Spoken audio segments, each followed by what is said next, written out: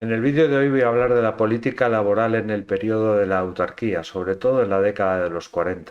El modelo sindical que llevó el régimen franquista fue el de la Falange, que rompió con el sindicalismo de entonces siguiendo los modelos de los países del eje, de Italia y de Alemania.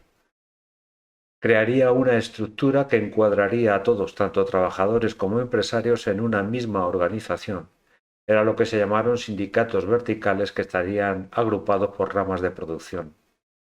Estos sindicatos se convertirían en el instrumento de armonización social que pondría fin a la lucha de clases y tendría un papel muy importante en el desarrollo de la economía de un futuro Estado nacional sindicalista.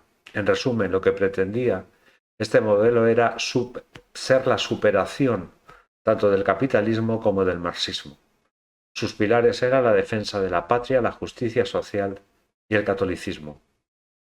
Durante la Segunda República, la Falange tuvo que abandonar su teoría del sindicato vertical ya que no podría funcionar con este sistema, y en junio de 1934 crearon las Centrales Obreras Nacional Sindicalistas, que tuvieron una escasa incidencia y después de la victoria en las elecciones de 1933 por el Frente Popular, pasarían a la clandestinidad.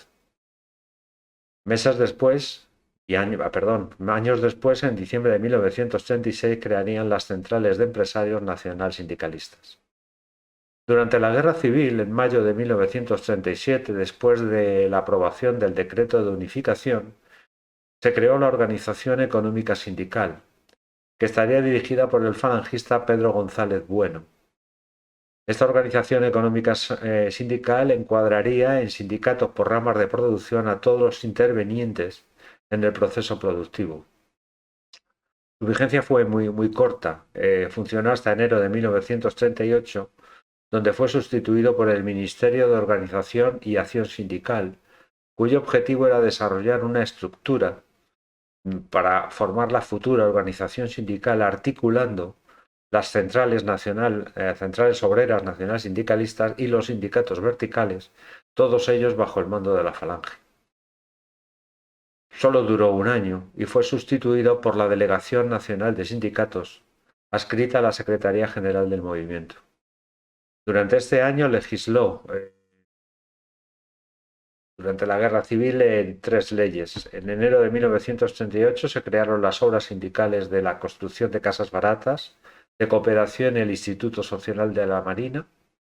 En marzo de 1938 el Fuero del Trabajo, que tomó como modelo la Carta del Lavoro, que regulaba las relaciones del trabajo en la Italia de Mussolini.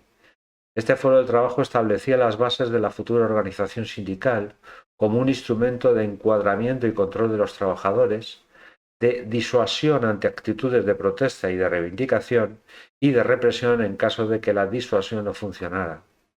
En abril del 38 se crearon las Centrales Nacional Sindicalistas, que estarían bajo el mando del delegado provincial, y en agosto del 38 se crearon los sindicatos económicos y la organización sindical a partir de estos momentos se encargaría de la colocación obrera.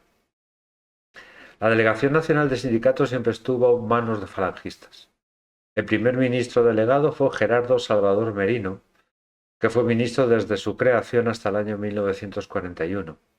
La primera medida que tomó fue la transferencia del patrimonio de los bienes incautados a los sindicatos UGT y CNT, que pasarían a las manos de la Delegación Nacional de Sindicatos. Asimismo, instauró una práctica de organizar concentraciones de trabajadores en grandes mítines, utilizados tanto para difundir el discurso social nacional sindicalista, así como para visibilizar públicamente la fuerza y la capacidad movilizadora de la Delegación Nacional Sindical. Duró poco en el cargo el ministro por sus ideas radicales, que chocaron de frente con la derecha burguesa, el ejército, la Iglesia e incluso con los nuevos falangistas. Chocaba porque soñaba con formar una organización sindical donde incluiría conjuntamente a trabajadores y empresarios, que fuera el núcleo de poder dentro de ese nuevo Estado futuro nacional sindicalista. Las bases del nacional sindicalismo eran las siguientes: supresión de los sindicatos obreros y creación de sindicatos únicos por rama de producción, representados tanto empresarios como trabajadores. Este sindicatos estarían controlados por el gobierno a través del ministro delegado nacional de sindicatos, que nombraría asimismo los altos cargos de los sindicatos. Fijación de los salarios por el gobierno, que trajo como consecuencia a medio o largo plazo una falta de incentivos para los trabajadores que destacaran y, por tanto, también una reducción de la productividad. Una tercera base sería la obligación a cada municipio a mantener unas plantillas mínimas de empleo permanente, que traería como consecuencia a medio o largo plazo que se contrataran trabajadores en lugares donde no eran necesarios, y de hacerlo no se haría por su capacidad o destreza, sino por su residencia. Se ilegalizó la huelga y se puso como contrapeso unas fuertes restricciones a los despidos, que en caso de que se dieran deberían ser autorizados por el Estado, y los empresarios deberían pagar una elevada indemnización. La consecuencia que trajo esto a medio o largo plazo fue una dificultad en la viabilidad de empresas en caso de pérdidas, dificultad en nuevas contrataciones y en la reestructuración de empresas en caso de que quisieran cambiar la línea de negocio. Y por último, base del nacionalsindicalismo fue el desarrollo de un sistema de seguridad social para cubrir las necesidades de los trabajadores. La organización sindical desapareció en el año 1977 y fue sustituida por la Administración Institucional de Servicios Socioprofesionales. Durante todos estos años, de 1939 a 1977, estuvo vigente la Delegación Nacional Sindical. Solo me voy a referir en este vídeo a la legislación que esta organización realizó en la década de los 40. Las dos primeras leyes que pusieron en marcha la organización sindical en España fueron la de unidad sindical en enero de 1940 y la Ley de Bases de Organización Sindical en diciembre de 1940. La primera prohibía la creación de asociaciones sindicales al margen de la Delegación Nacional de Sindicatos, y la Ley de Bases marcaba las líneas fundamentales del orden sindical, la jerarquía en sus órganos, sus funciones y la posición del sindicato respecto al movimiento nacional y al Estado. Declaraba, por otra parte, que los sindicatos deberían estar ordenados en milicia bajo el mando de la Falange. A estas dos leyes hubo una fuerte oposición del Consejo Nacional del Movimiento y de sectores de la derecha conservadora, que provocarían el cese del ministro Gerardo Salvador Merino. Esta oposición venía debida a la atribución que quería dar Gerardo Salvador Merino a los sindicatos, tanto en la representación y disciplina de todos los trabajadores, como en la ordenación económica social de la producción. Más o menos, Gerardo Salvador Merino quería que los sindicatos tuvieran todo el poder. En marzo de 1941 se aprobó la Ley de Seguridad del Estado, que tipificaba la asociación, la propaganda ilegal y las huelgas como subversión y conspiración contra la seguridad de la nación y el jefe del Estado. Los huelguistas serían castigados con penas de cárcel de 3 a 5 años, y en caso de que fueran promotores, organizadores o directores de las mismas, las penas subirían de 5 a 8 años. 3 años después, en 1944, en el Código Penal, se consideraba al huelguista como reo de sedición. Al año siguiente se aprobó otra nueva ley, en octubre de 1942, la Ley de Reglamentaciones, que establecería que la fijación de las condiciones de trabajo era función del Estado a través del Ministerio de Trabajo. La Ley de Reglamentaciones regulaba las relaciones entre empresarios y trabajadores, la organización del trabajo, la clasificación de trabajadores por especialidades, la jornada de trabajo, los salarios, las horas extraordinarias, las condiciones de trabajo a destajo o a prima, los descansos y las vacaciones, el régimen de permisos, la disciplina y las sanciones, la prevención de accidentes, higiene y enfermedades en el trabajo y, por último, un reglamento del régimen interno de la empresa. En estas reglamentaciones no tuvieron el mismo papel los trabajadores como los empresarios y tuvieron diferente trato. ya que los empresarios podían asociarse, no así los trabajadores, y también intervinieron en la elaboración de los reglamentos internos. De hecho, a los empresarios se les denominaba dentro de esta ley como jefes de empresa. Una nueva ley en febrero de 1943, la Ley de Colocación Obrera. Hasta la fecha, las oficinas de colocación eran los que tenían la contratación obligatoria. ¿Y por qué se hacía esto? Pues se hacía para conocer la situación real de los trabajadores, su ocupación, su capacidad y su especialización. Esta ley lo que hacía es establecer la obligatoriedad de la cartilla profesional entregada por las oficinas de colocación. Estas cartillas contenían la siguiente información: datos personales del trabajador, empresas o patronos donde ha trabajado, fechas de inicio y finalización de contrato, periodos de desocupación involuntaria, accidentes de trabajo, seguros sociales, sanciones, si el trabajador era militante o adherido a la Falange, o los servicios militares u otros prestados a la patria. Aquellos trabajadores que no dispusieran de la cartilla o que no la tuvieran actualizada, las empresas no podrían contratarlos y tampoco tendrían derecho a reclamar ninguna posibilidad de mejoras en las condiciones de trabajo. Estaban exentos de la cartilla profesional a aquellos familiares directos al empresario, los que se dedicaron al servicio doméstico, los funcionarios del Estado, el personal directivo de las empresas y los trabajadores agrícolas, ganaderos y forestales en régimen de aparcería. Se aprobaron otros 2 decretos relacionados con las oficinas de colocación. Uno de ellos decía que solo podrían ser inscritos como trabajadores en paro forzoso los que acreditaran con certificado del último patrono que su cese fue ajeno a su voluntad y no debido a una falta grave o a un acto de inmoralidad.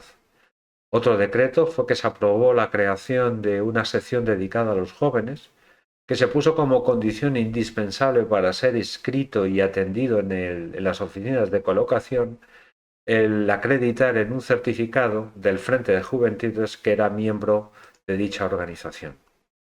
Y la última ley de la que os voy a hablar es aprobada en enero de 1944, la Ley de Contrato de Trabajo.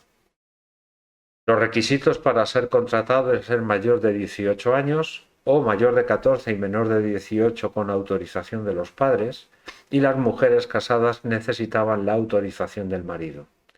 Había diferentes modalidades de contrato, por escrito o palabra, por tiempo indefinido o por tiempo parcial, o por obra o servicio determinado.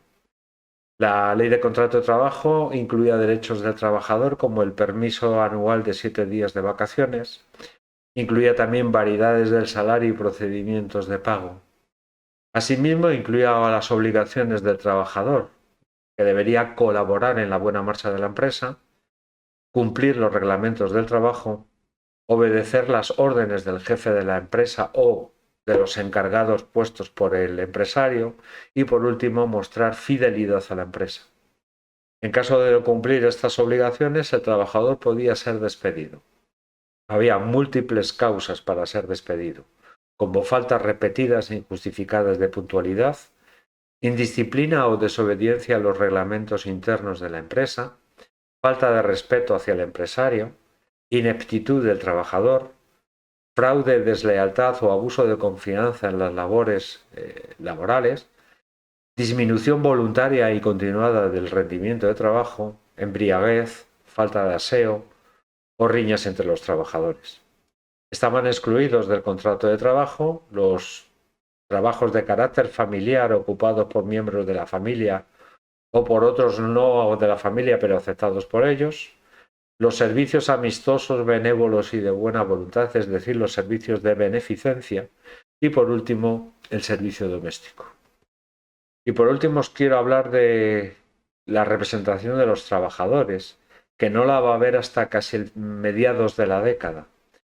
En octubre de 1944 se produjeron las primeras elecciones desde que acabó la Guerra Civil, y fueron elecciones para elegir enlaces de empresa. ¿Por qué se convocaron estas elecciones? Pues lógicamente, como va a ocurrir en todos los ámbitos de la sociedad, a partir de la finalización de la Segunda Guerra Mundial, el régimen tenía, si quería sobrevivir, debería hacer un lavado de imagen, un cambio tanto en la política exterior como en la política interior. Y esta fue una de las razones por las que se convocaron elecciones para enlaces de empresa. Los candidatos deberían estar agrupados por categoría profesional y ser de absoluta confianza política, confirmada, aceptada y avalada por el jefe de falange o por el delegado sindical. El voto fue no secreto y obligatorio, con amenazas de sanciones económicas y administrativas a aquellos trabajadores que no fueran a las urnas. Por eso no nos ha de extrañar que la participación fuera de un 91%. En agosto del 47 se hizo una nueva ley, se aprobó una nueva ley que fue la formación de los nuevos consejos de jurados de empresa. Los jurados de empresa perseguían el objetivo de lograr la convivencia en la empresa, aumentar su producción y el desarrollo a la economía nacional gracias a la colaboración entre empresarios y trabajadores. El número de vocales de los jurados de empresa era proporcional al volumen de trabajadores fijos de la empresa y el cargo de presidente del jurado de empresa siempre desempeñado por el jefe de la empresa o persona en la cual delegara. Esta ley no entró en vigor en el 47, sino 6 años después, y además fue restringida a empresas de más de 1.000 trabajadores. ¿Por qué? Porque los empresarios se opusieron a los jurados de empresa, ya que los veían como unas plataformas de organización y de representación obrera. A partir de los 50 en adelante, vamos a ir viendo, como en otros ámbitos de la sociedad del régimen franquista, una ligera apertura y una mayor participación de los trabajadores en la política laboral.